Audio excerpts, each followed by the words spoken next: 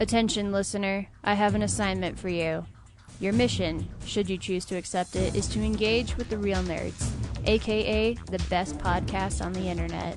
You can listen to their episodes on their website, realnerdspodcast.com. And you can also listen to them on Spotify, iHeartRadio, Stitcher, and iTunes.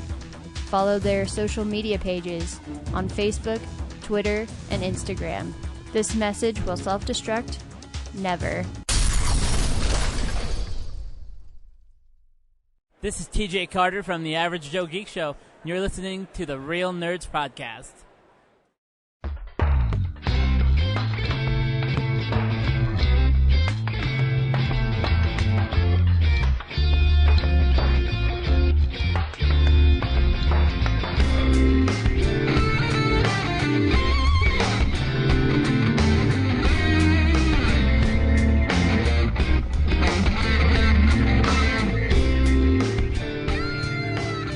This is Real Nerds Podcast, unofficially the official podcast of Denver Pop Culture Con. I am Ryan, coming to you again through Zoom, and I'm with Zach, Corinne, and Brad. And yep, that's right. Every week we go see a new movie and we podcast our experience of the world. This week, because we have an Alamo in our neck of the woods, we were treated to a fantastic fest film called The Wolf of Snow Mountain.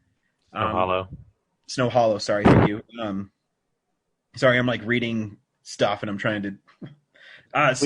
We watched Never Cry Wolf with Mr. Ryan The Wolf Frost. of Snow Hollow. Can I get your full attention to this podcast, please? Yeah. So we'll talk about that movie at the end of our podcast. We'll tell you if you should see it or not. We'll play the trailer, then we'll spoil the movie, and there are spoilers in this movie. So if you want to see this movie, make sure you listen to our podcast or review of it till after you see the film. But we'll talk about movies that are coming out on Blu-ray, movie news, and films we've been watching. And I think we can still go around town with Brad right now. Is that correct, Brad? You betcha. All right. We'll start it like we do every week. Hey, film buddies, follow me around Denver.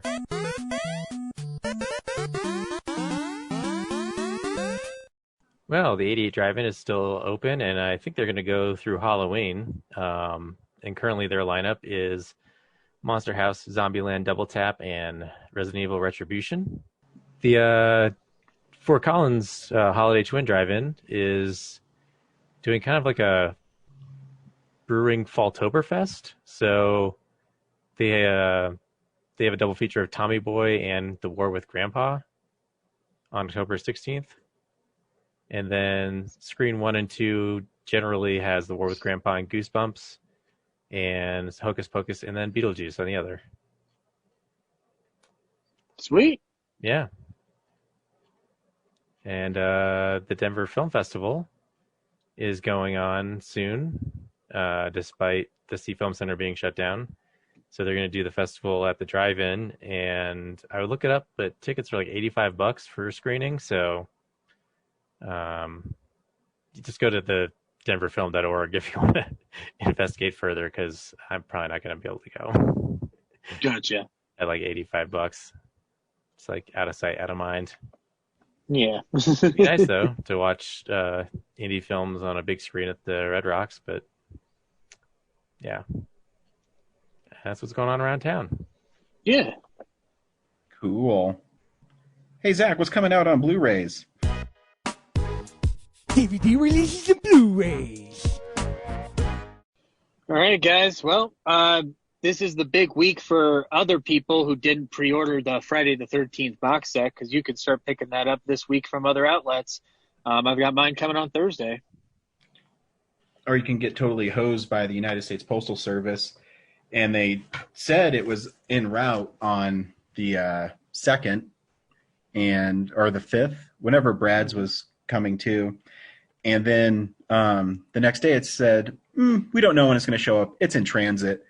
And that's ridiculous. But then I got an email.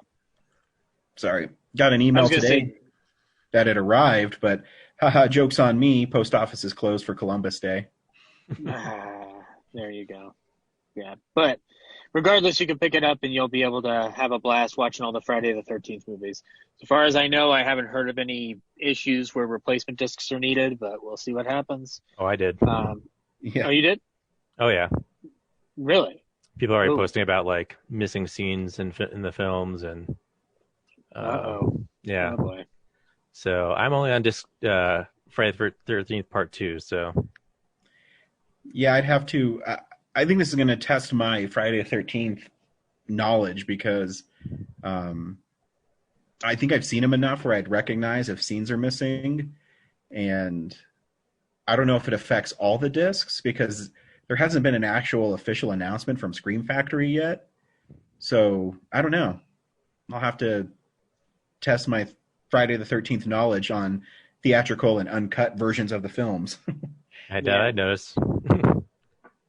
But it is baffling that if there is like that many errors as people are claiming, that they, this really was such a rush job. It's kind of sad. Well, it would, if anything, it seems like they might have been kind of like something might have been halted due to COVID and something in reorganizing everything. But I don't know. We'll see. I don't know, because I think they've been working on it a long time. I heard it's been over a year.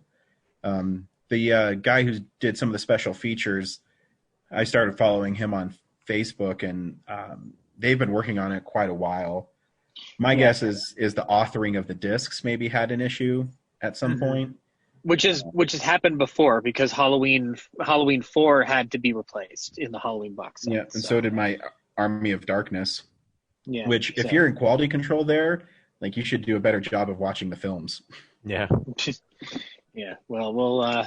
Because they're going to anyway. do master discs before they say, yeah, go ahead and print this. This is going to cost them a lot of money if it's, 4 or 5 discs. Yeah. Human error always account for it. Yeah. I'll get what I told Brad is even if I'm going to check mine, and if they offer replacement discs, I'll probably just get them anyways, just in case. Yeah, there's a master ISO file that they're making all this off of. Like, if there's an error, I've got it. Like, it's not like they printed out a second batch yet already. So yeah, it'd be interesting. I don't know. Like I said, I'll pick up mine up tomorrow, and I'll see if I can spot anything. Sweet. Well, in the meantime, you could probably also pick up a steelbook of Motel Hell from Scream Factory if you so wish. The steelbook looks pretty cool. It's a movie that I need to revisit because I wasn't too keen on it when I first saw it. But it's a pretty silly movie. Oh yeah, it's absolutely ridiculous, and maybe that's why I was a little underwhelmed when I saw it. But moving along from Scream to Arrow, you can get Mallrats on Arrow, the Kevin Smith sophomore outing. And the artwork looks pretty cool. Sweet. Nice. And then on 4K, you can finally pick up Requiem for a Dream and District 9. So there's your chance to get those two classics on 4K. Deep Star 6 is coming out from Kino Lorber. I have not seen this movie, Ryan. Have you? I do Sean Cunningham. Yeah. I have. It's a lot like a mix between The Abyss and Leviathan. It's okay. I mean, I think I pre-ordered it, but I don't have it being shipped, so I don't know if I did. It's getting good reviews. It got a good review on ultrahighDef.com. Sweet. As far as like the disc, Yeah, it's a movie that I always hear about, and I was like, oh, maybe I'll watch this sometime, and then I haven't. I haven't really caught much of Cunningham's directing work outside of the one Friday the 13th movie. So yeah, I think House is the one that I've seen. I think you'll be okay. Yeah. Well, will I be okay if I forego Netflix and instead pick up a steelbook of El Camino, a Breaking Bad movie? Because that sounds like a great way to cap off your Breaking Bad collection right there. I don't know, Brad, is it worth owning on Blu-ray? I'm going to get it. That show's awesome. And the movie's a great, deluxe episode. Yep. And then you can also, Brad, while you're getting that, you can also get Batman, Death in the Family, coming to you on Blu-ray and digital. You don't tell me what to do. No, you know what? Fine. Don't be a Batman fan. That one sounds interesting because it's an interactive Blu-ray. No, so oh my God, you get to... Yeah, I've been reading reviews on it, and I actually read an article where it says you should buy it, the physical copy, because the digital versions don't have the interactive story with it. So I get to decide if Jason Todd dies or not again. you do.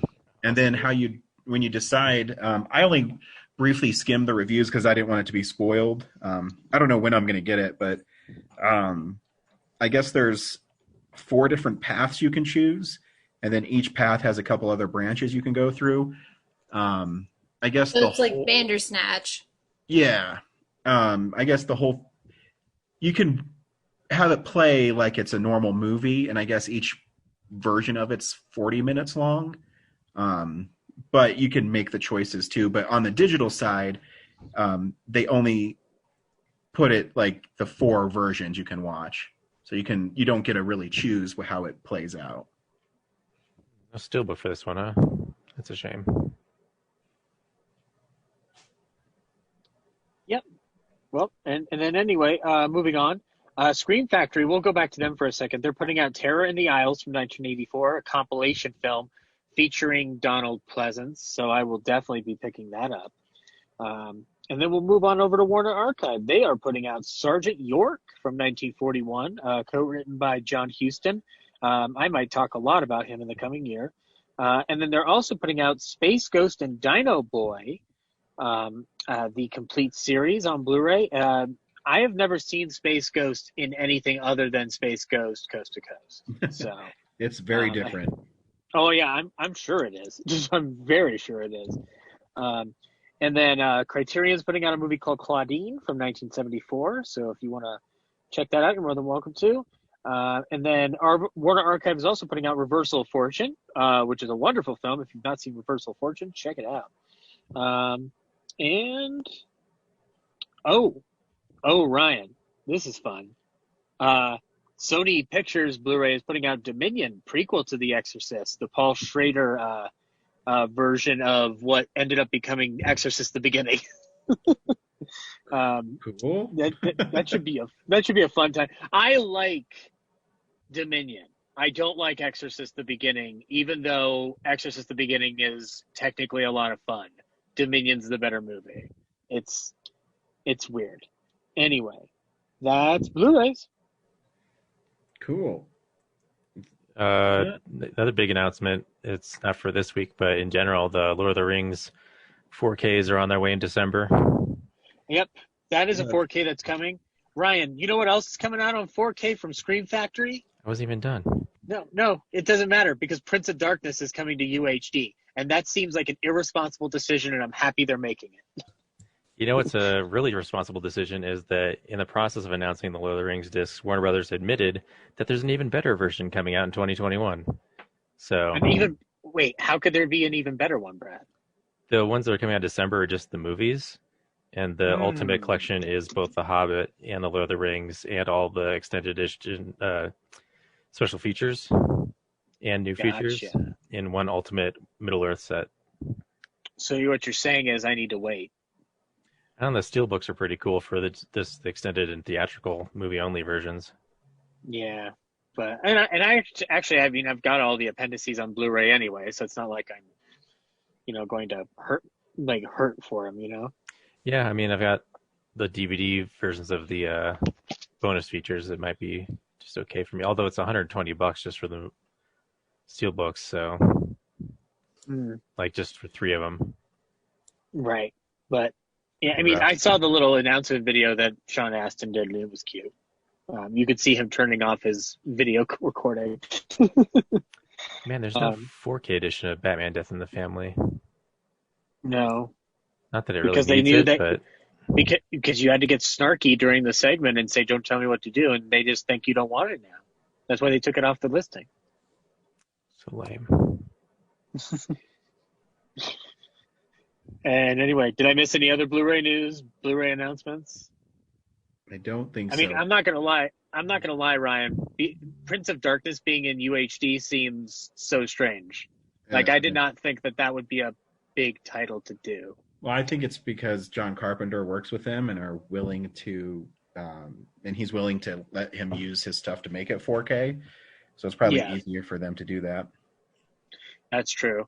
And I would hope that it means we're getting versions of The Thing and then also In the Mouth of Madness, and then I can have the Apocalypse trilogy in 4K. So Yes. that'd be dope. That'd be dope. If they do In the Mouth of Madness in UHD, then this will truly not be reality. No. It'll be HD reality, 4K UHD. Yeah. That joke didn't work. I mean, I was gonna say that isn't a very popular movie, but I remember Prince of Darkness being very popular. So who knows? No, I mean, well, I think Prince of Darkness and Madness are ones that folks like you and I find when we go through our Carpenter filmographies and go, oh, wow. And then it ends up being way better than everything leads you to believe. Yeah. Like, I love Prince of Darkness. It's a lot of like weird science mixed with freaking religion. It's all over the map, and I love it. We might talk about it again. It is okay. Yeah. Anyway. Cool. Movie news. It's real news. I feel like it's nothing but bad news. Disney has announced a major reorganization, and the primary focus will be on streaming. And it seems like they're going to pull away from focusing on theatrical. They didn't say they're getting rid of theatrical. This coincides with the news that Soul, the new Pixar movie, will be released on Christmas Day on Disney Plus to all subscribers, and then in theaters for territories without Netflix. So, yeah, that's a bummer. Territories are without Netflix. The moon. Yeah. But there's a theater on the moon. I have heard that Soul is an amazing film. It got reviewed at the British International Film Festival, I think, yesterday. So. Yeah, and it's a movie I want to see. So that's a shame that we can't see it in the theater. I mean, I'm gonna have to start using Disney Plus eventually, so it'll be there when I'm ready. So I was just reading an article about this on Business Insider, and they were, I don't know, at least conjecturing that Mulan's like VOD type of sale didn't do as well as Disney had expected. So it's kind of weird that they're releasing Soul straight to just Disney Plus, like not even with like some kind of premium buy-in or something. Well, I mean, because they knew. Spending $30. I don't know how they're going to recoup their money on that. They won't, and their whole goal is that they hope they get more subscribers through it, because I think they realize that charging $30 for the streaming service that you already have might not be the best way to go, especially when you announce that it was going to be available in 3 months anyways. So, I don't know who hasn't subscribed to Disney Plus already that is going to be like, oh, well, I want to see that Soul movie, so I'm going to subscribe. Well, I think most people have already subscribed to Disney Plus. I don't think this is going to sway anybody. No, I don't think it would sway anybody either, but Disney Plus will also have other stuff coming where people might just finally say they'll get on the bandwagon. So I mean, maybe it'll keep people on Disney Plus. Like The Mandalorian starts October 30th, so it should be done around Christmas time if they're doing an 8 episode season like they did last year. So right. Maybe that will encourage people to, like, hey, instead of canceling your subscription now that The Mandalorian's over, why don't you stick around and watch Soul? I think movies are a harder sell anyways on streaming platforms, because once you watch it once, I mean, there's going to be an influx on the first day or two to watch the film. But after that, it's got to be really like game-changing for people to constantly want to go back and visit it. So I think that's why streaming services like Netflix are really popular, is because they constantly have shows and there's constantly new shows. And that's what keeps people watching Netflix. I think that is true. And Ryan, I don't think there's ever been a movie on streaming that I've watched that I've been like, I got to watch that again, like over and over. The same way that, like, when I see a movie in a theater, and when I get out, I'm like, I gotta see that again. Yeah, I'll come back tomorrow or like 6 hours later, like for Star Wars or something. I mean, Yeah, I did it feel with this. Well, that's, I think, Sorry. because the type of movies that are on streaming are not those big event type movies. They're just, low budget, kind of indie. They're starting to kind of get into like the action and adventure genre with like the Old Guard and Extraction. But I mean, it seems like they're typically more just like rom-coms and indie dramas and things like that. Yeah, or they're giving buttloads of money to filmmakers who would otherwise make art house blockbusters and such, like Scorsese or even Cuarón. But also, like, they have a big market with things like I haven't seen the movie, but I've heard it's really good. Hubie Halloween, like, that's apparently like it's getting solid response from them, and Adam Sandler's done really well for them over the past couple of years. So they must get rewatches out of his movies, like, because I wouldn't see any other reason why you would continue the contract you have with him unless that was the case. I always laugh too because they say that it counts as a watch on streaming if you watch it for 3 minutes. So you make it through the title and then that counts as someone watched it. I mean, obviously they do something right because I don't know how many hundreds of millions of subscribers there are to Netflix, but they also operate with a huge debt. I don't know. Yeah, they're an interesting company. They're a very interesting company. I just generally think this idea that Disney is going to release Soul on Disney Plus with no kind of premium buy-in. I mean, that movie is probably $100 million to make. Oh, it's probably 200. I'm just lowballing because I don't know. I mean, animated movies are probably not as expensive, but it is Pixar. But Well, how are you going to recoup $200 million just from Disney Plus subscription? Yeah. Well, I mean, I think Toy Story 3 was 195. I mean, 4 was $195 million. So, jeez. Yeah, and two, I think they're at a point too where they're starting to run out of calendar space for movies because they keep on postponing films. So, I think some might start popping up on streaming services because they're just going to start getting a log jam of films that are being filmed and then need to be released, and then they can't be released. And also, I mean, I guess the idea is like they want to put it out around Christmas time because they want to use it for like merchandising, like maybe put out toys about the movie and stuff. But just from what I've seen of the trailer, it doesn't really seem to lend itself very well to toys because they're just kind of like little blobs of like fluff with eyeballs. I don't Yeah, I've really always weird. said too, I don't think Pixar makes the best trailers. I think they make some of the greatest animated films, and I think that's on purpose. I think they make the trailers just enough so you're aware that it's a Pixar movie, and then you always get kind of a sucker punch during the films, whether it's WALL-E or Up or even... Right. I'm saying like just the design of the characters does not I know what you mean. lend I'm itself just... well to merchandising. Yeah. I mean, I don't know. I haven't... Because it's like Cars, they're Cars. That's going to be easy. Toy Story, that's going to be easy. I mean, Up, I guess you got like the dog or something. I don't know. I love the old man as an action figure. Also, can I have all the feelings from Inside Out as like toys that I can play with in my sad, lonely isolation? What else is happening, Zach?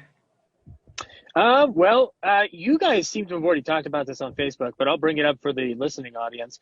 It looks like you can tour Camp Crystal Lake itself. You can go to the actual Boy Scout camp where they shot the film in Hardwick, New Jersey. These tours will be available for this coming season. So yeah, this sounds like fun. Does anybody want to take a road trip to New Jersey? I mean, I totally would, but No.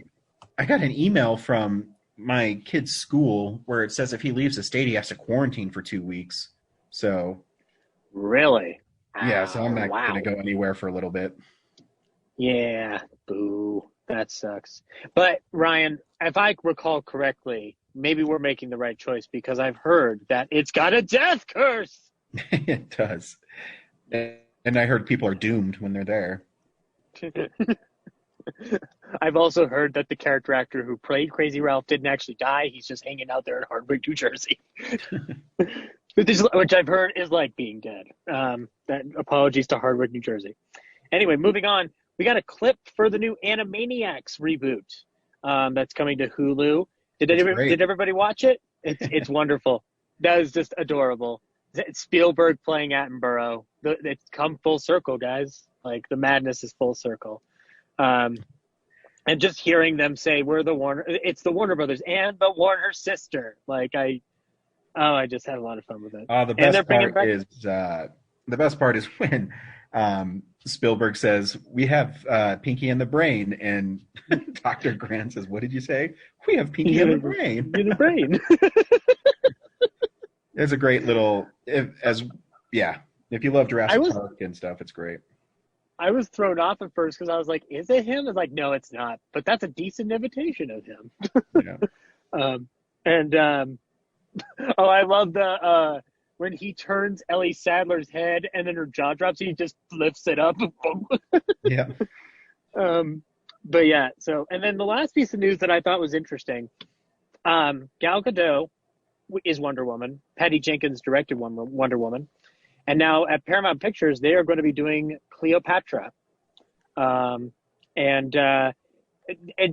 have no doubt that they'll make a fine movie. I'm worried about any Cleopatra movie being made because the last time a Cleopatra movie was made, 20th Century Fox Studios nearly ran itself into the ground. So let's be careful when we make a Cleopatra movie. So let's not overdo it, guys. But well, that 20th Century Fox is gone, so they're already in the ground. It is true. Them saving themselves with Star Wars didn't matter in the end, did it? Shit. But yeah, no, this looks interesting. I'd like to see Patty Jenkins get to take on a movie like Cleopatra. That sounds like a lot of fun. Well, they're already in trouble. Anyway, yeah. You haven't, and if you've read that, they're already in trouble because I'm the only one who's going to go see it. No, people are upset that they didn't get Cleopatra wasn't a white woman, so yeah. But isn't Gal Gadot? Isn't she from? She's Israel? Middle Eastern, but yeah, she's not quite as brown skinned as some people would like. So yeah, it's that's something I didn't even consider. That's an interesting point. Anyway, I guess we'll find out. Or one that doesn't really matter. Yeah, that could be too, I guess. I don't know. I mean, I didn't like the idea of Shia LaBeouf doing brownface for Tax Collector. That's why I won't see that movie. But for what? Anyway. Oh, yeah, you didn't hear about the Tax Collector? No, I don't. I've seen the cover art for it, but I have no desire to see it. Yeah, Shia LaBeouf's in brownface in the movie is what I heard. So that's one Maybe of the reasons I'm really like, okay. tan. No. You never know. You got a sweet tan from the Peanut Butter Falcon. Yeah. See, Ryan, for me to find out, it requires me to watch it, and I have no interest, so I'm not going to. Or maybe I will someday. I try to give everything a shot. But anyway, that is news. Cool. We also watch movies throughout the week in a segment we call What You've Been Watching. So, this is the stuff we've been watching. Brad, what did you watch this week? Oh, quite a bit, actually. I went to the drive-in last night, and I rewatched Zombieland Double Tap and Resident Evil Retribution. And Double Tap was more fun than the first time I saw it, a year ago in theaters? Yeah, that's about right. And then Retribution, I haven't seen since I didn't remember seeing it in 2012, but apparently I gave it 1 star on Letterboxd. And that's about fair. That's still accurate for me. For some reason, I always get the last two mixed up. So that's the one where they're in Antarctica, right? So, no joke, I probably spent more time going on IMDb and figuring out the order of the movies while I was watching Retribution at the drive-in on my phone than actually watching the movie. But that's the second to last one, yes. Yeah, I actually think that's the worst Resident Evil movie. Because it's just set piece after set piece, right? Yeah, and on the one hand, it is very much like a video game where it is, they go to the next level and there's another level as they climb their way out of the underground umbrella fortress that's buried under Russia or whatever. But yeah, they're all like holodecks basically from Star Trek, and they just fight their way to the top. And then there's a couple effective scenes. I like the scene when she's in the suburbs. I think when the zombies attack is pretty cool. Yeah, like that had me guessing because I was like, is this a flashback? What's going on here? And then it just turns out it's just a simulation for the clones. Yeah, I mean that was fun, but yeah, when they start getting to Antarctica, wherever it is, it really goes off the rails. Yeah, and then what's like, what's her name from Mila Fast and Jovovich? from Fast and the Furious, Oh, Letty, Michelle Rodriguez. Michelle Rodriguez. Like, there's a good clone version of her, and then a bad clone version of her that gets like injected with a creature that gives her like super strength and everything, and then Yeah. like at one point I didn't even know there's a bad clone, and then I looked up from doing my research on what order these movies go in, and then it's like, oh, she's not dead and she's a superhuman. Got it. I don't know. Yeah. And and then like Jill Valentine has like a implant that makes her evil. I was like, where? I don't remember anything about the lineage of these movies, like what connects to what and how we got here. Well, it was like 4 or 5 months ago. I watched them all back to back to back to back to back to back to back, and like they're really fun. But Retribution, man, is it's hard. It's because it doesn't make any sense. There's some cool shots. Like I like the end where Michelle Rodriguez is pulled down by the zombies underneath the ice. It looks cool, but it doesn't make any sense. And then after this, they did the final chapter, which it's okay, but that one it cuts so fast. It's edited so quickly that it's really jarring. I thought this was the last one, and then I did my research. And I was like, there was one as recently as 2016, and that was last chapter. And I can't remember what happened to that one, but I remember, like, as I was watching this, being like, which is the one where they end at like the top of the White House, and you're like, oh, cool, like what's gonna happen next? And that's this one. Yep. I thought it was the one before it. Yep. And then the final chapter picks up in Washington D.C., but not during that battle. It's really weird. Yeah. Yeah. And then like I think this one and Afterlife, which came before this, were like designed for 3D. So there's just like a lot of set pieces are just set pieces, so you can do 3D stuff. Yeah, and the opening of this is like a reversal of everything that's happening on this submarine or aircraft carrier, and then like that whole credit sequence is everything in reverse, and you're like, oh, that's cool. So we're gonna start the movie in the past, and then it just like in real time, like plays it forward. And it's like they needed to pad 10 minutes in the movie or something. I don't know. Yeah, it's like, really, do we need to watch that part again? Like, and then she gets trapped in so I guess Umbrella digs her body out of the ocean after the aircraft carrier blows up, and they trap her in, some like sterile holding cell. Yeah. And I think it's like 10, 15 minutes of her just kind of wondering where she is and being screamed at by the alarm while wearing like a paper cloth for. It's like, how long is this going to go on? And then it goes to like, I think the simulation part. Yeah, it's just such a padded movie because the plot's so thin. Would you say which one is more convoluted, this or the Blacklist? Still the Blacklist. Yeah. Resident Evil at least has like a conclusion at the end of each movie, mostly. Blacklist just keeps going and inventing new threads and doesn't wrap up old ones. Is Retribution the last one? Second to last. Okay, second to last. Okay, so then that means it's one I own. Okay. Because Brian gave me... The one with the lame, boring subtitle, the last chapter is the last one. Oh, okay, gotcha. Okay, so then I have all of them but the last chapter then, because Ryan gave me all of his when he bought the Steel Books, question mark? I don't remember. Yeah, it goes Resident Evil, Apocalypse, Extinction, Afterlife, Retribution, and last chapter.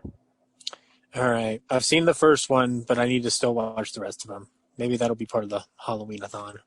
Yeah, I might do a rewatch just to get like the whole story straight again, because it's confusing. The power went back on. Do you need time? No, I'm going to leave for a minute. Just keep going. Yeah, and then Zombieland Double Tap was a lot of fun. Second time around, I didn't enjoy it a lot the first time. What else? I rewatched Friday the 13th because I have that box set, and I watched it 3 times because just to annoy Just you. because. Yeah. No, the only thing I have to say, like, there's these bonus features of like, what are they called? Like notes from the Friday the 13th. Oh, what is it? They're basically like little fan films. Oh I yeah, guess. those are on the original the DVD re-releases. They're not good. Yeah, the one, I guess there's one for each movie, but the first one was just this guy and this girl wake up in their bedroom, and Jason is outside the bedroom, stalking around the perimeter of the house, and they step out of the hallway and then walk into another room, and then Jason kills both of them. That's the story. It's like, Yeah, no, they're not good. and they're It's clearly on a soundstage. Yeah, do you remember it's the DVD box set? It's like from Crystal Lake to Manhattan, I think I have that one. and that's the one I had. Kane Hodder sign. But yeah, that's where they came on. I think it's like Slash Tells from Camp Crystal Lake or something like that. Yeah. I mean, they're just included in that because they decided to put every single special feature from them on there, which is cool, but they're not good. I wouldn't have done that. Like, I mean, they have. So on the first disc, there's the uncut version and the theatrical version. Mhm. And the theatrical version, the uncut version has all the cool stuff, like the old interview, like you're saying, with like Sean S. Cunningham and whatnot, and then I think some stuff with Harry Manfredini, and then that, and then the theatrical version just has like the trailer and some galleries and stills and some other stuff. It's like, why couldn't you put those things on the uncut version? Instead, you took up space with this. Mm-hmm. So I have to go like to watch this. The features are split, so I got to go to different discs to watch different things because that's taking up space. I was like, okay. Maybe you should have had like a disc that's like legacy features or something. Yeah. Because even like I haven't seen them since the DVD, right? So I missed the whole Blu-ray iteration, and so the whole Cunningham interview and whatnot. I thought when I first started watching it was the modern stuff. And I've started watching his interviews on the actual new Shout Factory disc, and like, oh yeah, like he's obviously 10 years older, or 20 years, I guess, 15. Yeah, something like that. Yeah. So like, oh okay, yeah, like he's looks drastically different from that interview. So, yeah. So I have a long way to go because of that set. Yeah. I think like Scream. I think Scream Factory labels what's new and what's not only on the covers. They don't do it on the disc itself. Yeah. Then I also on the Prime I watched Weekend at Bernie's. Yeah. Which I've been dying to like get on Prime, like watch for free for a while. And yeah, you said dying to watch it. I wasn't even trying for that, but thank you. Also, you're really quiet. You need a boost. Yeah. I don't know what to do on that front. Sorry. I think I'm getting feedback. I can hear myself. Hello? Yeah, you're still Hello? there. She Okay. just something with her thing. You were like repeating or something. Yeah. That movie's not as fun as I remembered. Like, it takes a long time to get to the actual premise of the movie. I think it might have been 35 minutes before the two guys get to the island, and Bernie gets killed by the assassins. Like, the first half hour is really them in New York just complaining about living in New York and not having, like, better jobs. I was like, come on, get to the good part where Bernie's body's like falling over the place. So I think my fondness is actually probably for the second one where they use voodoo to resurrect him. So Don't remember that at all, but I'll take your word for it. yeah, I forget how it gets there, but yeah, someone like does a voodoo incantation on Bernie's body or his corpse, and like music makes him dance. So they're constantly trying to keep him from moving. In the second one, it's not free Ryan, on Prime right now. So Brian, if they use voodoo, then that means we could have a Weekend at Bernie's Chucky hybrid spin-off kind of thing. That is true. Chucky has to resurrect Bernie, and Bernie gets revenge on those two slackers. I'd have fun with that. Other interesting thing I noticed is that it's directed by the director of First Blood. So nice. Oh, Ted Kachov, yeah. Yeah. Then at the theater, I rewatched Drive, which is awesome. Don't have to go into that too much more. Then a new thing I watched was Save Yourselves. Did I talk about this last week or? You did not. But this is one of the new movies you can find at the Alamo. Yeah, I actually saw it at the Landmark because it's playing everywhere, and it's actually on DVD right now if you go to stores. Okay. And reading the description on Alamo, I was like, oh, cool, like a cool, fun sci-fi comedy, right? Mm-hmm. And it is a sci-fi comedy, but like the actual story is kind of boils down to this couple. They're millennials. They're having a tough time making their way in the world. They decide to take a vacation to the middle of nowhere. They borrow a friend's cabin for the weekend. And while they're doing that, they turn off their phones. They have no communication with everybody. And while that's happening, there's an alien invasion going on Earth with these basically giant tribbles from Star Trek. They take over all the major metropolitan areas and make their way out to the forest.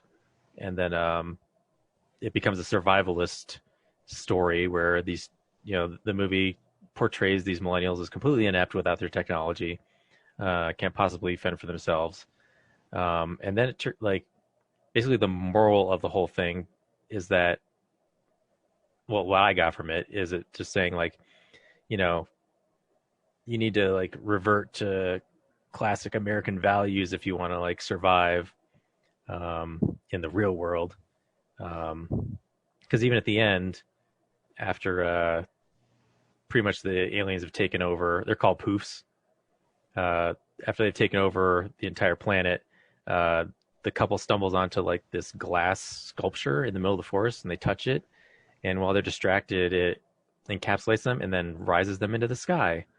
I'm just like, oh, this is clearly the Rapture, their version of it. So it's just and before that, they'd found this couple that got killed by the poofs and left their baby behind. So it was just go back to the old natural outdoorsy ways and start a family, and you too can ascend into heaven. Yeah. Yay. That's interesting. And otherwise, just cool, fun. These two actors are having a fun time playing off each other. Fun, funny alien invasion movie. There's this slightly hidden message in it that I'm just screw you. Just you're trying to claim that we're a doomed generation, Brad? Yeah. It's that's okay. That's a very oversimplification for these two characters. I was looking up reviews, and one of the reviews from the New York Times was just a poking fun at the doomed generation. I'm like, oh, okay. I mean, I don't know. I think we're doing okay considering the previous generation fucked a lot of things up. So. Yeah, I mean, there are some fun parts where it's yeah, okay, they're. It's funny that they know how to do this, but after an hour and a half of just being hammered in, it's very one-sided. You're just okay, let's show how their knowledge of technology and their assets are actually good for them. Nope. Mm-hmm. Nope. Doesn't happen. So that's all I watched this week. Corinne? So, like Brad, I've also been watching a lot. I will tease that the next Catching the Classics will be about Seven Samurai, the original Akira Kurosawa film.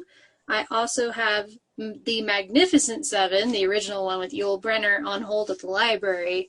So I will be doing those two back to back. Sweet! So right before Regal closed down, I went to my last showing, and I went to see the 40th anniversary of The Empire Strikes Back. which of course is like a perfect movie. I will say, seeing it on the big screen, the sound design is amazing, but some of the visual effects don't hold up when you get to see them on like a huge screen like that. I can't think of anything specific other than just the one scene where they're still on Hoth and like some guy comes to talk to some other guy. He's like, oh, you know, we got to outfit the speeders with like all this stuff. It's like right before the big battle, and it's like a blue screen effect, and you can really tell that they're behind a blue, or they're in front of a blue screen. So it's like, oh, yikes. But yeah, like I said, that's not in very much of the movie, but it's like, I would never notice that on my TV at home. So, but yeah, the sound design is amazing. Like, you really feel all of the explosions and the battles and everything. It's such a fun viewing experience to see that in the movie theater again. I saw it twice this summer. I saw it twice this summer in the theater. Yeah, it's like awesome. So I also watched Klaus on Netflix. It's that Christmas movie, the animated Christmas movie. I think it was up for like a bunch of awards last year. I don't know why I watched it, but I did. It's not Christmas time yet, but it's like a pretty cute movie. I really liked the animation. I thought the voice acting was good. David Spade and J.K. Simmons play the two main leads.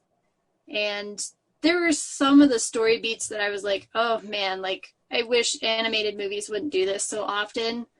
But I like how they, it's like an origin story for Santa Claus, and they, like a lot of the elements that you know about Santa Claus, like the reindeer and the sleigh and he can see you when you're sleeping and the coal for the bad kids. Like all of those elements kind of morph out of the story organically. And like there's a reason why, you know, he has a sleigh and he has reindeer. And it just kind of explains that as it goes along. And it's also just like once we were like 15 minutes in, so the story is that this postman, he's just this lazy guy, and he gets sent to like the middle of nowhere up in the like Arctic Circle. And he comes into this town where these two families are basically, it's like a Hatfields and McCoy sort of situation. And he has to start a post office there where nobody else has been able to start a post office. And I was like 15 minutes in, and he's like getting to the town, and I'm like, where the hell does Santa Claus come into this? But it does really fit the story nicely, how Santa Claus, the J.K. Simmons character, comes in and changes, like the whole town totally changes as the Santa Claus mythology grows. And it's a really cute movie. I recommend everybody check it out here when Christmas time comes around. So Klaus, it's on Netflix. So that was cute. I don't know how much detail you want me to go into this, because I could talk forever, but I've been watching the Inuyasha sequel, Hanya no Yashahime.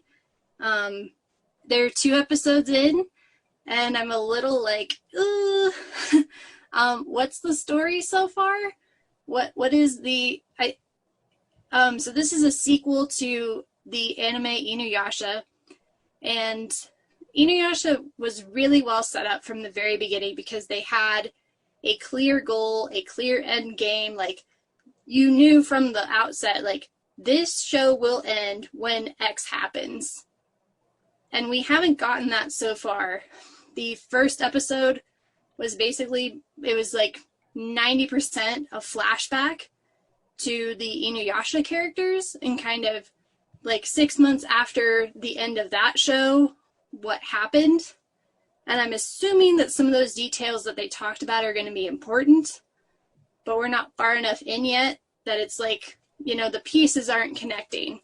So there seems to be some big mystery going on as to why is this villain important? Why are these pearls important? And why does nobody remember their parents? Because this is like the next generation of like the kids of the main characters from the last show.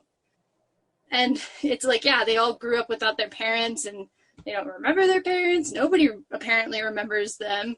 It's really weird. So it's cute. Obviously, I'm going to keep watching it, but I'm just a little like, where's this going? So, and then the last thing I'll talk about is that, so I was hanging out with some friends last night. We were getting together, we were playing some stuff. And then when we were done, one of my friends was like, hey, there's this show on Netflix called Kim's Convenience. We should watch it. And so I had like left the room for a minute. I came back and the show was already on. And we're watching it. We're like halfway through and it's really funny. And then my friend mentioned like, oh yeah, this is the pilot. And I'm like, holy shit, this is the pilot? Because they just like drop you into the middle of the story. You get introduced to these characters organically. It doesn't feel like really awkward like pilots can sometimes, where it's like everybody's got to be like weird, like, have you met my mother? Like this kind of, very forced dialogue kind of thing. But it's a story. It's about these the parents are Korean immigrants, and it's their, they also have 2 kids, and they run a convenience store in Ontario, I want to say. It's somewhere in Canada. But it's just kind of like a sitcom about, running a convenience store and being Korean immigrants. So kind of a little bit like Fresh Off the Boat, but obviously different cultures. I'm not even supposed to be here today, but in Korean. Yeah, just like the general vibe of it is similar. So that just reminded me of the Clerks animated joke of Korean Animation Studio. But yeah, we ended up watching 4 episodes back to back to back to back because we just thought it was so funny and it was so addicting. And of course, Netflix just like automatically plays it unless you stop it. And then of course, when I got home, I was like, this show's so funny. So then I kept watching it, and I'm not like 10 episodes in now. So, yeah, I recommend everybody check it out. It's Kim's Convenience. It's on Netflix. There's apparently 4 seasons. I'm only on the first, but I like it so far. So basically the last season, because Netflix cancels everything after 4. I don't think it's a Netflix show. It doesn't have like the Netflix logo at the beginning that I've seen, but then again, I was out of the room when they started it. So they're licensing it. Okay. That's what I would guess. I don't know where they're licensing it from. It might be a Canadian show. And Brad, that's not true. They got rid of MST3K after only 2 seasons. Yeah. That's all I've been watching. Zach, what you've been up to? Well, I would like to proudly announce that I'm now back inside the house and no longer in my car. The power is now back. So, yay! Thank you for all your virtual prayers and hugs. I'm glad you're okay, Zach. What? I'm glad you survived. You're okay. Touch together. Yeah, sitting out in a car in your neighborhood, it's really, really rough out there. Yeah. No, shady characters on the street. The only thing I was afraid of was myself when I looked into in anger into the houses that still had light. But anyway, no, I watched a bunch because I'm still kicking around on daily Halloween binges. So I went ahead and did a Toby Hooper-thon. So I did Texas Chainsaw Massacre Part 2, and then Life Force.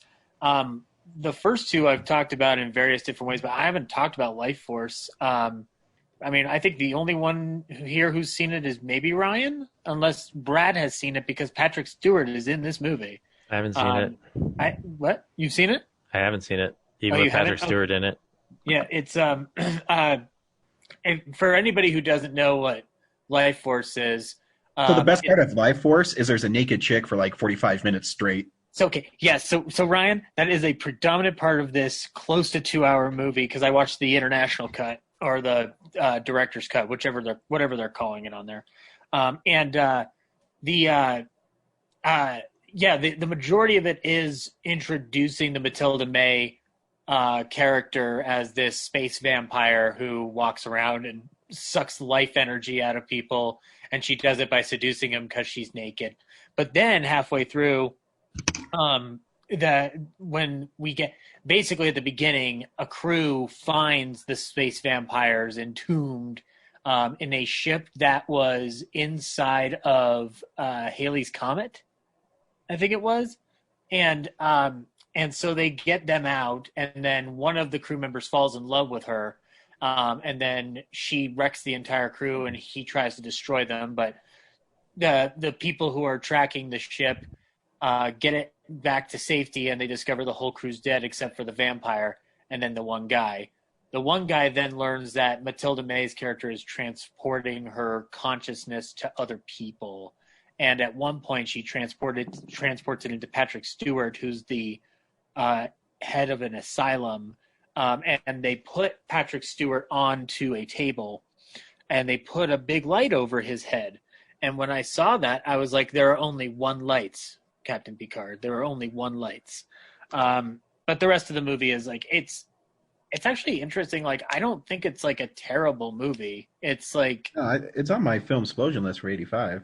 Yeah, it's super ambitious. Like, that's the thing. Like, it's the one thing he does with the canon people where I'm like, well, I guess Invaders from Mars is also kind of ambitious too, but just like that final like third of the movie, Ryan, where they're like going through London and everything's like blowing up and chaos is reigning. Like, it's really well shot, really well executed. Like, I know Tobe Hooper's a good director, but I was not expecting the amount of scale that this movie had. So, I thought I had seen it before, but clearly I hadn't, because I was blown away by different elements of it.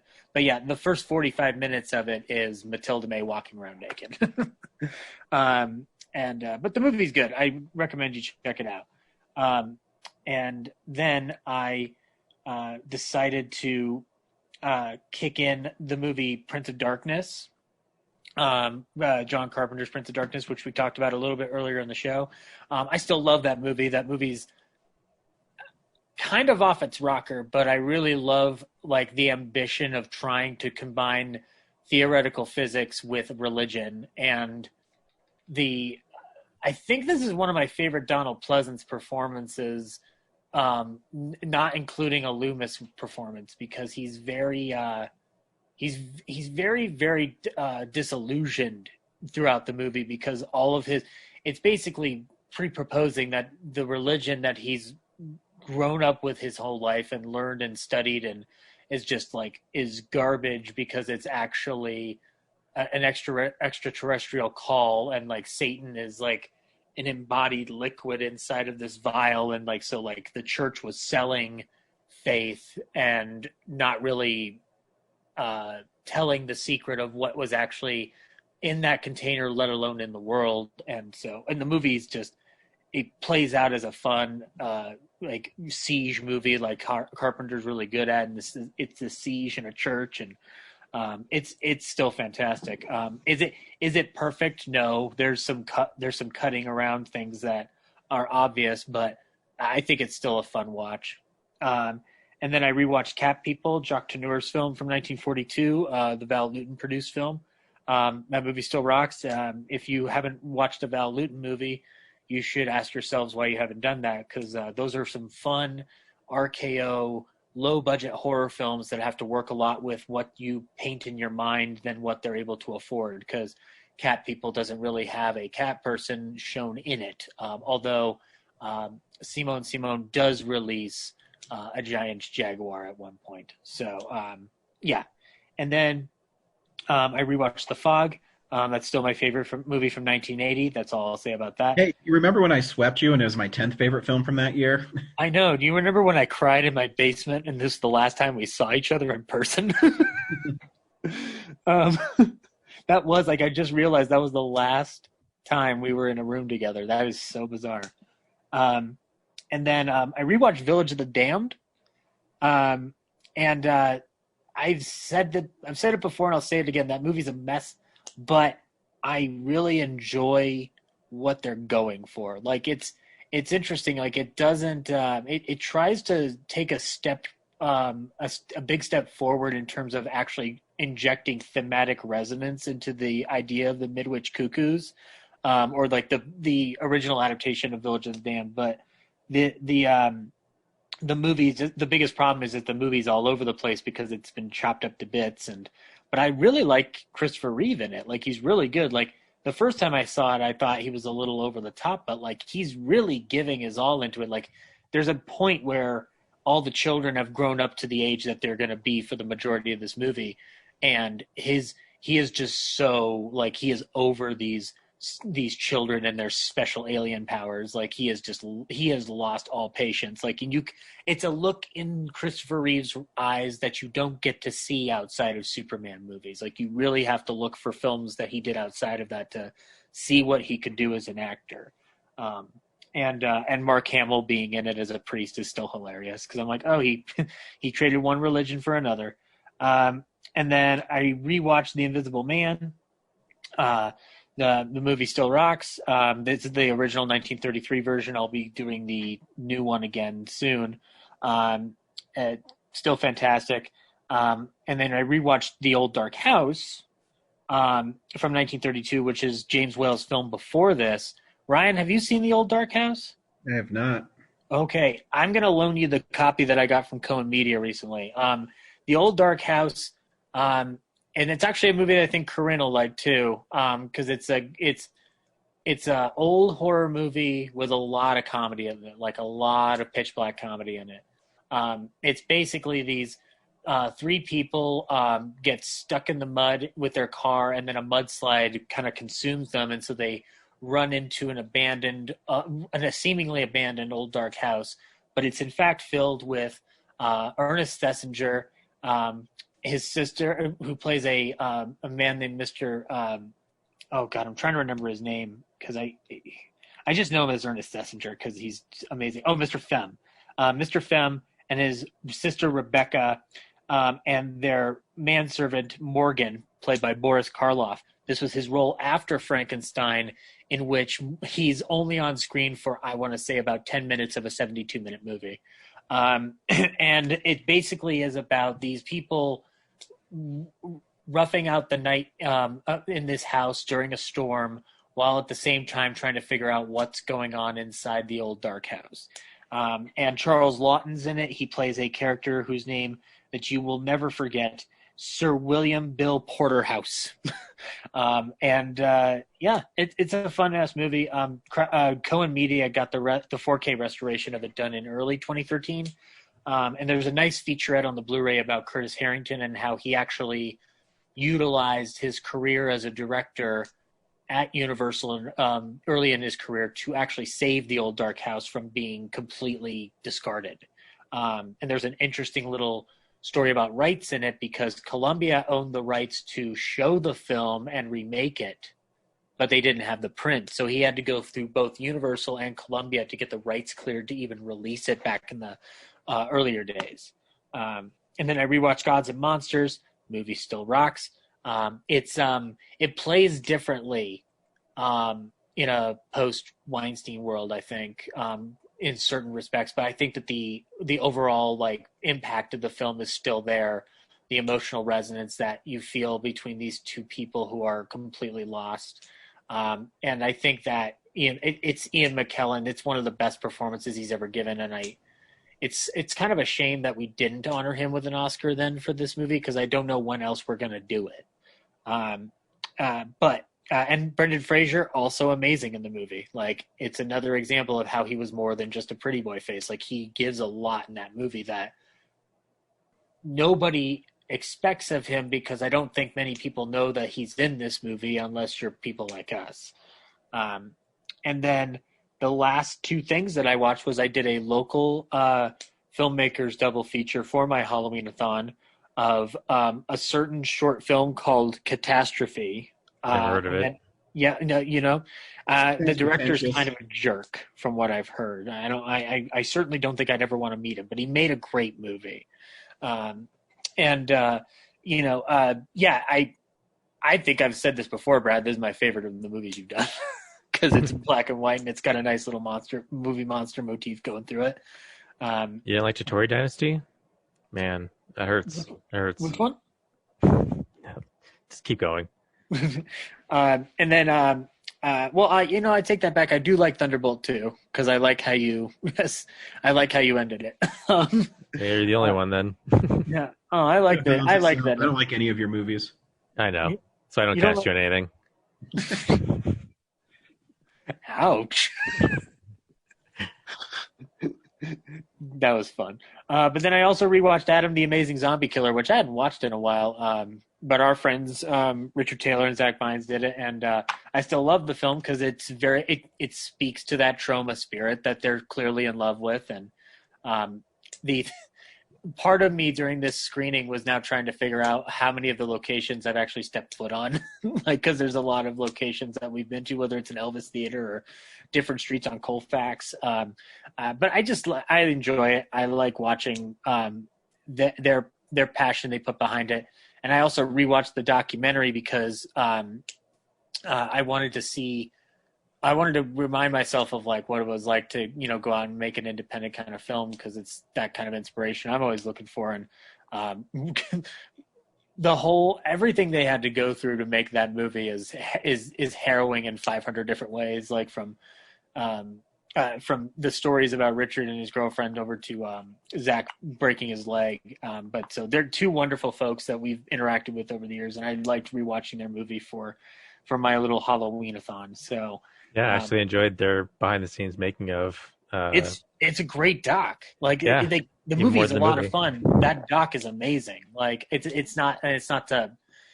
just that doc is like that's a vital piece of what it is to make a true independent film in this day and age. And I'm not even talking Troma. Like theirs is not Troma. It's not owned by Troma or anything like that. Like they did it on their own. So it's very, very inspiring to watch how they got it made, how they got it out there, and the stories of the cops being called on them constantly.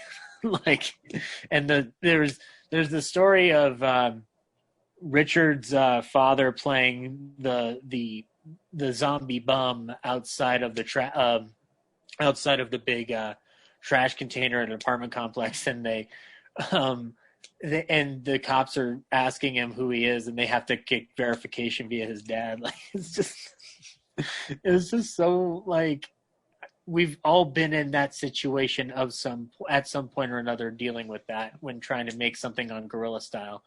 And also the fact that they had to change their bowling alleys a bunch and work around that because the location got bought and sold over a couple times. So, but yeah. If you haven't seen Adam the Amazing Zombie Killer, it's very much a Troma movie. I would highly recommend you check it out if you like that fare and just embrace the insanity and the madness that goes on through that movie. So I got some ideas for bringing them into Pod Show Season 2. So, oh god, that'd be so much fun to do. Yeah. Like to work with them in that capacity, like that.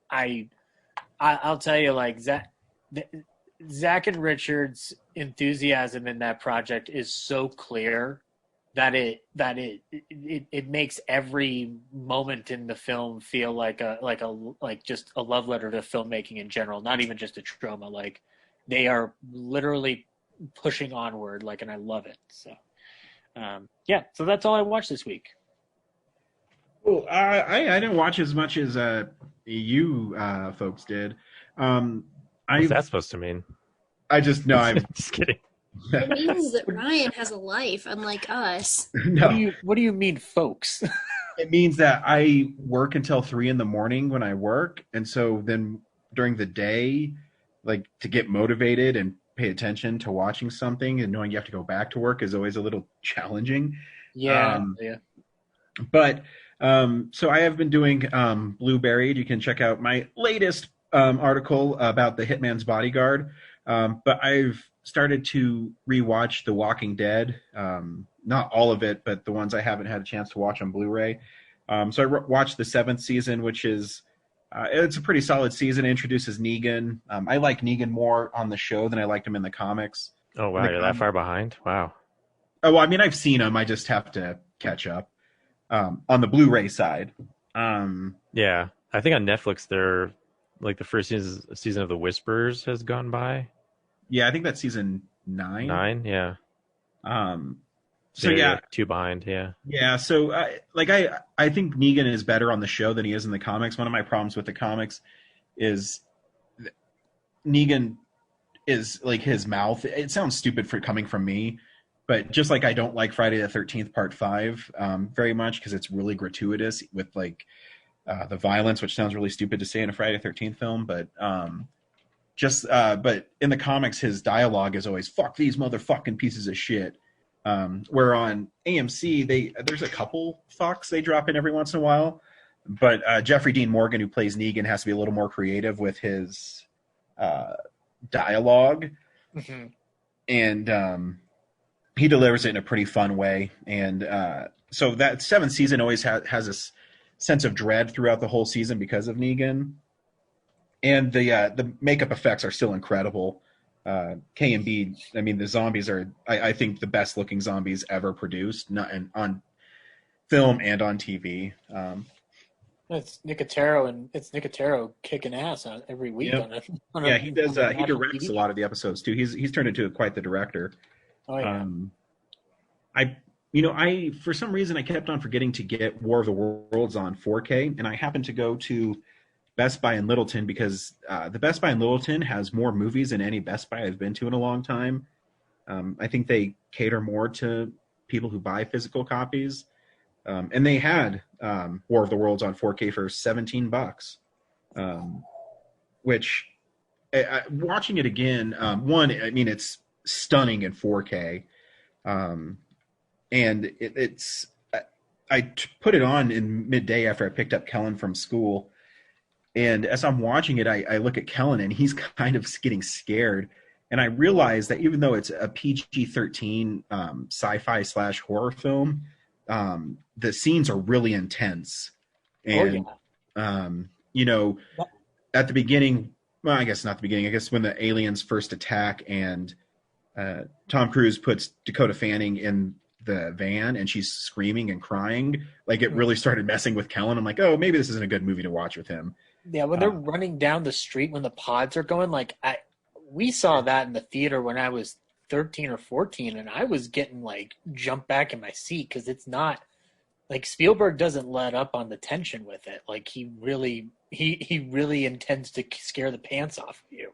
And it's always shocking that it is PG-13, but also there's a part where the pods are harvesting people, and then they're digesting them, they're sucking them up in their sacks. Yeah. The movie, and I think it's one of Tom Cruise's most underrated performances because he's really great in the movie as a deadbeat dad,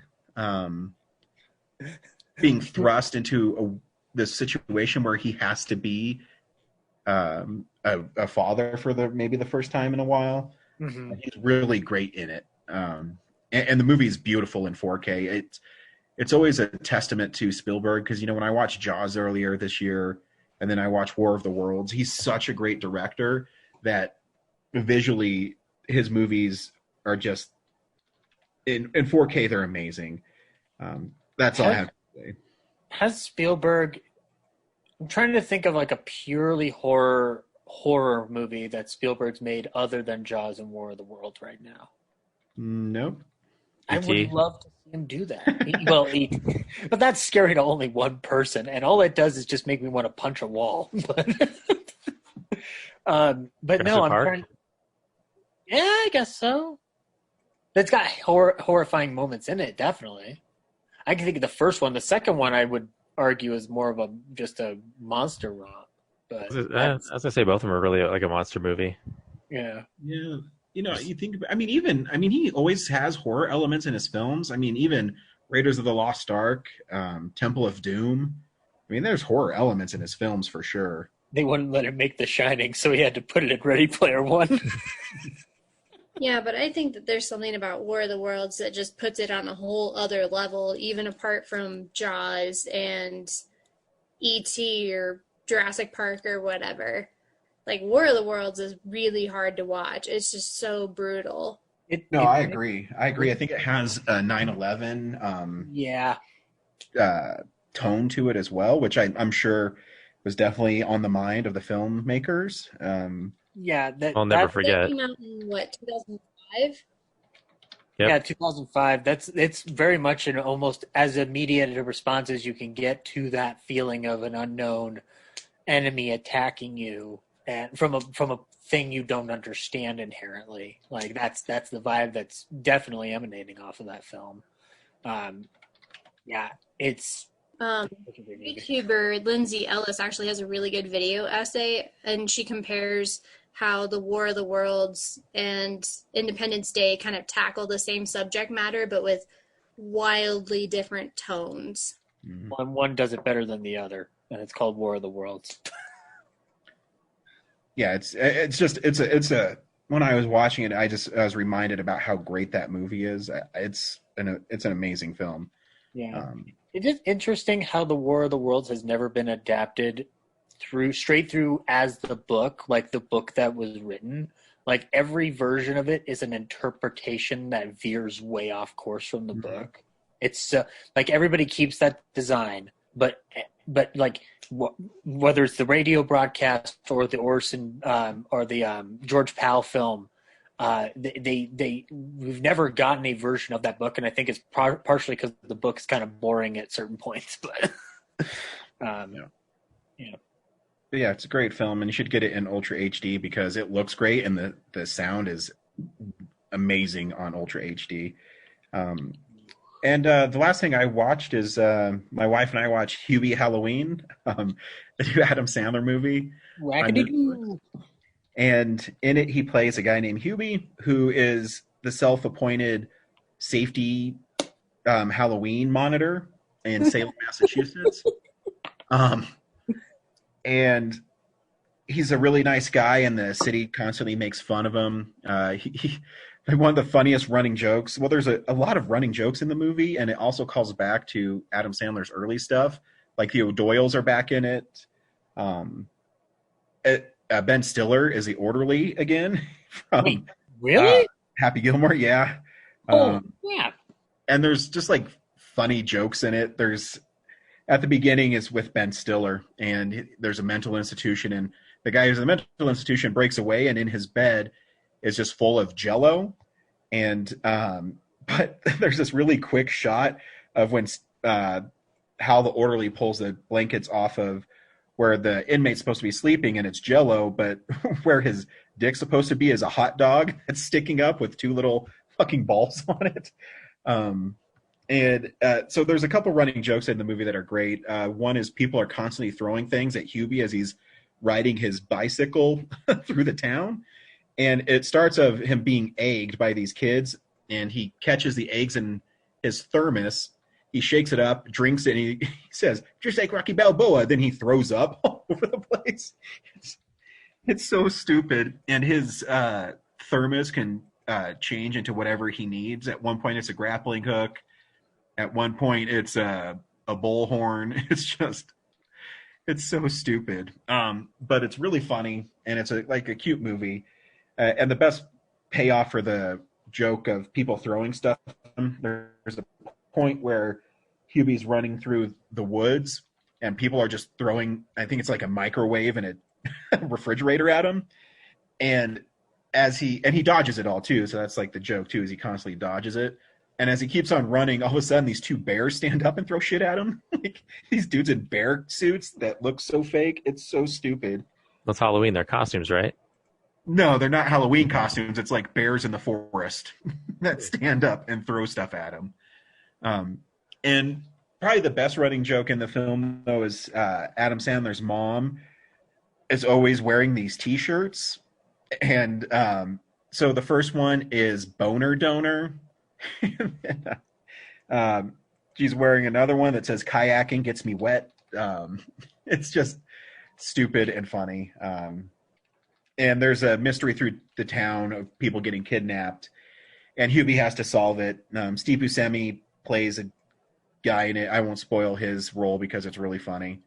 But yeah, it's actually a really funny movie, and I had a lot of fun watching it. I am an Adam Sandler apologist because I think he's funny. But yeah, I would check out Hubie Halloween. It's funny. And that's what I watched this week. Sweet. This week. Ryan, do you think I would like it? Yeah, I mean it's like It's a Halloween comedy film. There's not really a horror element to it.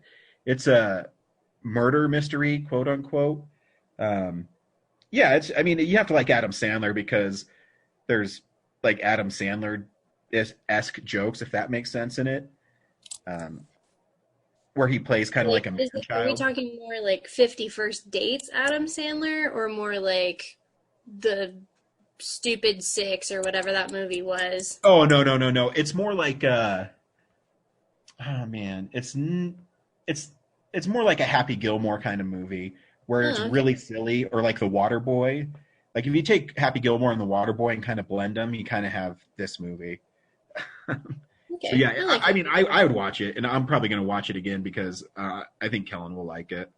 I've been compelled to watch it. Like the trailer didn't do anything for me, but after hearing all the feedback, I'm like, geez, like, should I just sit down with this? You should. I mean, it's funny. Like I laughed a lot in it because again, I like Adam Sandler, and the callbacks to his like his old movies are really great.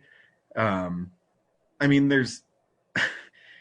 I don't want to like. I can't set up the jokes like it, but there's he's scared of everything. So he's at the school giving safety tips to the trick or treaters, and this one kid raises his hand and he's dressed up like a zombie and he screams, "Burn it!" and it makes the kid cry. It's funny. But yeah, it's fun. I haven't even seen the trailer for it, but I've seen it advertised on Netflix, so I was like, huh. Yeah, the trailer's not that great. The movie's really goofy, though. I mean, I liked it a lot. So, yeah, this week on Real Nerds, we were treated to a Fantastic Fest film playing at the Alamo. Corinne, you didn't see it, and that's okay. So the three of us will talk about it. Brad, should people see The Wolf of Snow Hollow? Yeah, I don't know. I had a tough time nailing down the tone of this film. Yeah, I don't know what to make of it. I'm not sure I enjoyed it that much. I couldn't tell if it was because I was wanting one thing and not getting it. But it's a weird movie, man. Zach? I think you should. I get what Brad's saying because there is a tone situation going on there, but the way I kind of settled into it eventually was that it's a comedy that happens to have thriller elements going on in it and horror elements going on in it, because it is very much more concerned with its characters than necessarily the horror elements of it. But the horror elements are fun.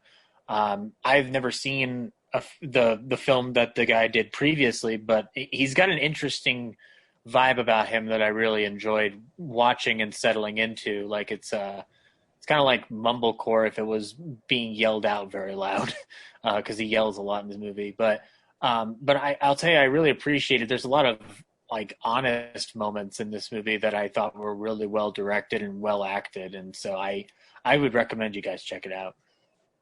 Yeah, I'm in the same boat as Zach. I actually really enjoyed this movie, but I also get what Brad is saying too, because I think the dialogue comes so quickly and so fast that sometimes some of the jokes don't hit right away, and you have to think about it, and then you laugh after you thought about what was said.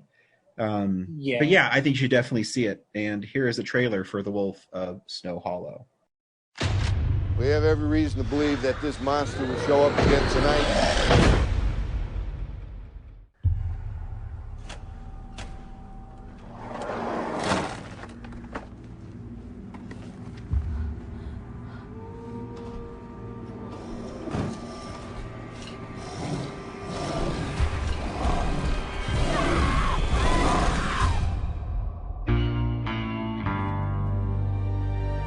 I'm John, I'm an alcoholic. I've been in the program now for 6 years, sober for 3. This is scary. It's new. I never saw a body like that. There's gonna be a lot of late nights and overtime because of the brutal murder that happened in town, and I didn't want to set up expectations that I can't keep. Our expectations of you are very low. Spans the bites are gigantic, same as the distance of the paw prints. It's a wolf. Or maybe it's a werewolf. No, let me just make this perfectly clear.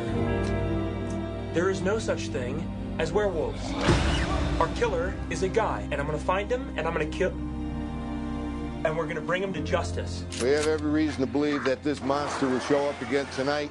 I won't ask you to pray with me because of the goddamn lawyers.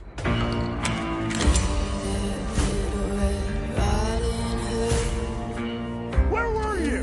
Where were you? John! None of you talk to me at once, okay? They're saying it's a wolf. No, it's a man. When do I get to be right about something?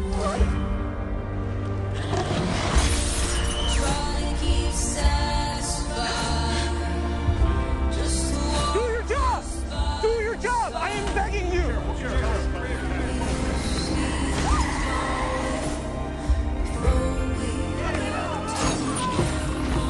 You want to be sheriff?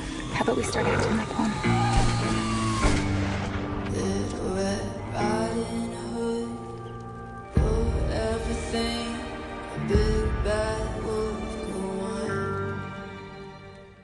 Yeah, I didn't realize there were jokes. I mean, the people behind me were laughing the whole time.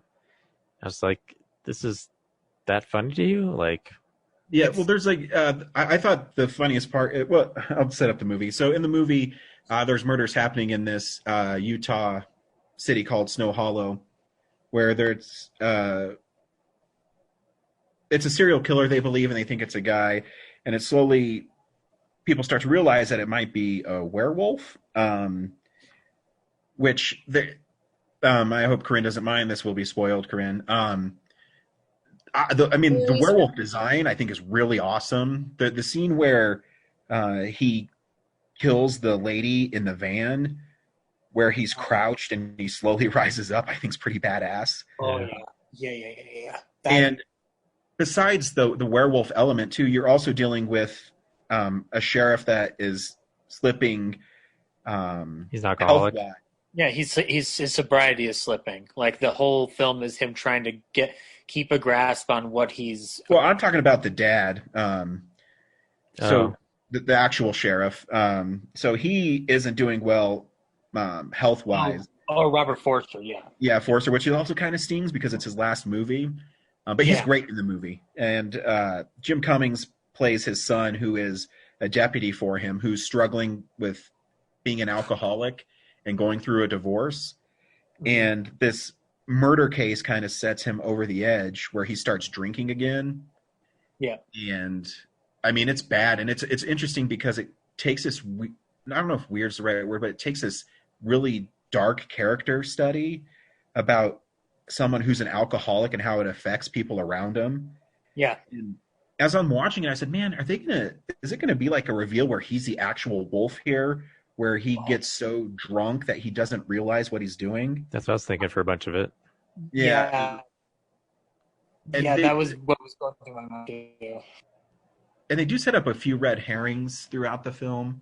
And it's a really interesting movie because, you know, the lead character who Jim Cummings plays he's not a good dude. Oh no, he's a jerk. he's a jerk. He's not nice. But when you start peeling back the layers of his character, you know, he's dealing with his dad dying. He's dealing with his wife wanting to leave him. He's dealing with his daughter wanting nothing to do with him. And he's trying to fight his alcoholism. So he's constantly on edge and he's trying to be a good cop too. And then the people in the town are talking about how inept the police department is for not solving these horrific murders. And it's tough. Like it's not like a fun movie at points, but there is comedy elements that come into it. I love the part where he sits down and talks to his daughter, and she said, I forget what her stat was. He's like, yeah, no, I read your post. It just made me laugh. So there is funny moments in it, but it is hard to pick up because it's not mumblecore, but I don't know. Maybe you guys can help me. I don't know what kind of movie you would call that, or what kind of genre you would call this type of comedy. Well, I don't have a genre, but I have a tone that I would pitch. Is that it's seeming to hit on to a Coen Brothers kind of angle where there's frightening and terrifying things that can happen within it, but there is an air of levity that surrounds the entire proceedings. Like, I'm not going to say this is like equal to Fargo, but I feel a lot of Fargo kind of permeating through the tone of the film. It's also like really pitch black humor. Like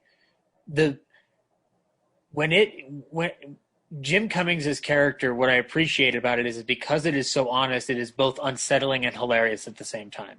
That's where the humor for me is coming from. Is it like he is his delivery and of speech and the way he's kind of like barking orders like is funny in itself until it stops becoming funny. Like he's playing that character through and through, all the same throughout the entire thing, to the point where like at a certain point the hilarity of it stops because his drinking becomes worse. His relationship with his daughter. That's the evolution of his character though too, is because at the beginning he's kind of just this jerk. Yeah. And then as he drinks more and more, he becomes something completely different. Right. Brad, you weren't as impressed with the film. What made you not like it as much? Like, I just trying to nail down the tone of it. Like, you know, when it started, it seems very much like it's all about the mystery of like, is there a werewolf in this town or not? And then I wouldn't say until like 15, 20 minutes in that I figured out we were really following, the Jim Cummings' character. It really wasn't about the mystery of the werewolf. It was really about him dealing with his sobriety. So, and then, these, like, I didn't think the gags were that funny, but like the people behind me were just laughing it up. So I was like, what am I missing here? There are some funny parts where like he's trying to get like the liquor out of the back of the cabinet. He slips and he falls like on the stove door or something.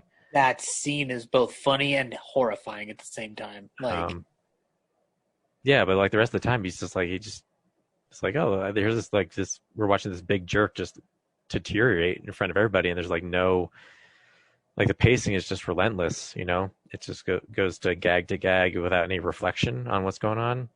And then, I missed the, like what it actually turns out to be. Like, did we see that guy in town before? Like, I didn't recognize him. Yeah, he came in for the interview, he came in for an interview with the police. Yeah, he was one of the many that were through that montage. But I thought it was clever that, it really wasn't a supernatural creature. It was a taxidermist who created a werewolf costume. Oh, that reveal with, can you just stand up to your full height? Which that was a good reveal. Which they didn't notice his height in the interrogation then? He might have been hunched over because he's walking around in that later scene hunched over. Yeah, but I mean, he has to walk into the police station and sit down in the interrogation room. He thinks he might have been hunching over to hide himself anyway, because he knew that they might suspect him. I mean, someone might have said like, "Hey, why do you have such a hunch?" Like, it's not like it was darkness in the police station; it's broad daylight. I don't know. But I do like how I can't believe I can't remember his character name, but Jim Cummings' character figured out that he was, the werewolf. He asked how his daughter was, and how would he know how his daughter was? Because he took his daughter from that site and put her in his car. So, even that scene's really sad too, because he's so concerned about how he looks as a police officer, doesn't even care what happened to his daughter. And it's a very interesting movie, and I can get why people don't like it. And I also get why people love it, like I did, because I thought it was dark enough. Yeah, I want to see Thunder Road to kind of get a dial in on what this guy's sense of humor is like. Because, I don't know. I was just constantly just wondering, like, what is the tone of this? I just don't. Is this supposed to be funny? Is this supposed to be a real mystery? Like, I don't know what's going on here. And, every once in a while, I always like films that catch me by surprise. This film did, because again, I was expecting just the cops hunting a werewolf or something.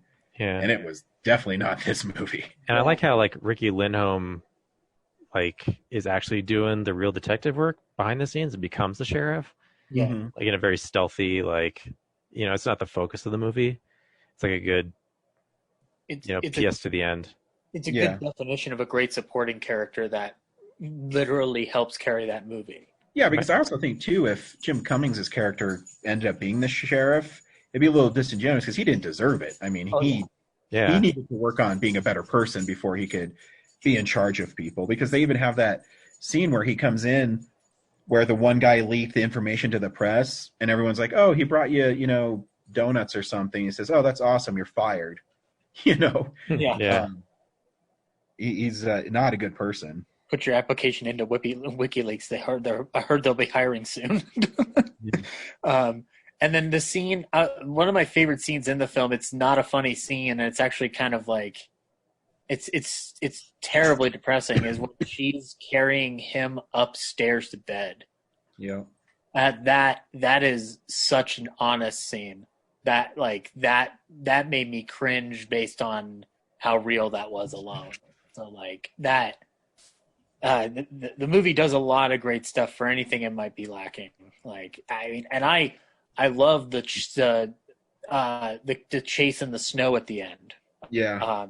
That was a great, like, well executed, like, kind of reminded me a little bit of Silence of the Lambs when Jodie Foster's going through the bottom. Like, it's not the same thing, but just like the impact and the kind of feel of it. Like, and when he just executes that dude.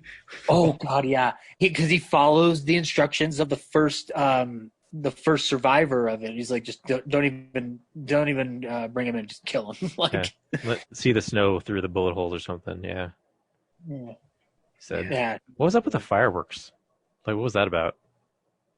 Like, why were they going off? Oh, I don't know. There's a behind the scenes thing about that too, because there was apparently already, like, the sun was already coming up when they were filming that one particular moment. So, Ryan, did you stay for the Q&A? I couldn't. I had to go to work. Yeah, I know, it bummed me out. But he met in the Q&A, and he said that he kind of took a little bit of inspiration from Seven on it, and I kind of see where he's getting at, because, like, if you really look at Seven, it's not strictly just about the killings itself. It's also about how Brad Pitt's not adapting well to the new city he's been assigned to. Yeah. So, but yeah, I liked it. And Robert Forster, fantastic in it. It was a great way to go out. Yeah, it was a wonderful way to go out. When he's just like, doctor says I'm great, and he turns to the doctor and he goes, it's a heart murmur. I fucking knew it. It's such a great part like, where what does he even know? He's not a real doctor. That part where he looks up his like daughter's phone messages or whatever, and then like abandons the hospital and goes straight to beating up her boyfriend like in his own home. I'm like, how did he break in and like get past his parents? Like, I don't know.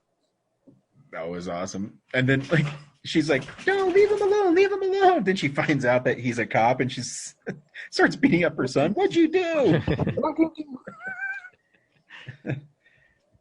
Yeah, that's good. I don't know what we're seeing next week. The new Liam Neeson movie, Honest Thief, is playing in theaters. Yeah, I'm shaking my head, but you can't see it. I guess so. War with Grandpa, or whatever that Robert De Niro movie is. Oh yeah, or that one. That trailer is short of a Chuck Norris cameo into becoming a full-on canon movie. So I don't know. You just let me know. I mean, it's a new movie and it's in theaters. It might be the only option we really have.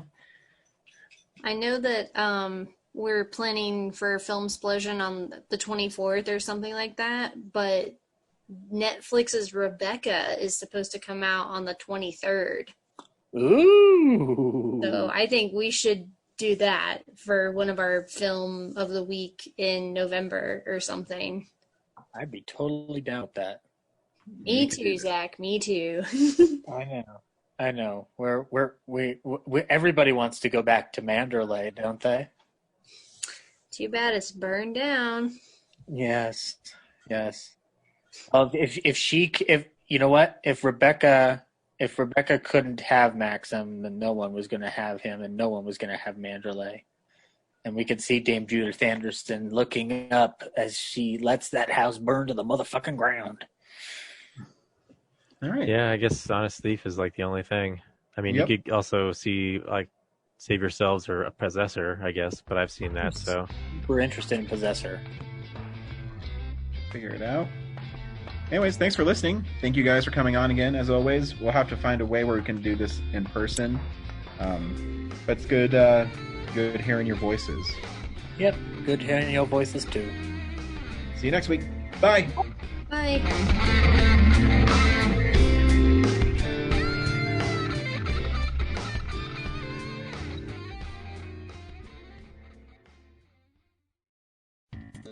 Thank you for listening to this episode of Real Nerds Podcast. Real Nerds Podcast is a production of Nebulous Visions Multimedia. Thank you to Sparks Mandrill and Plan 9 Studios for our kick-ass theme song. Also, if you're in the Denver area and you're looking for a cool place to see movies, we see them at the Alamo Drafthouse in Littleton and now also in Sloan's Lake. Thank you to Colorado Coins, Cards, and Comics for supplying us with all our comic needs, especially you, Andrew. You know who you are. And a big shout out to James's mom. I'm giving you an electronic hug that you can feel through the airwaves. Thanks for listening, and have a nice day.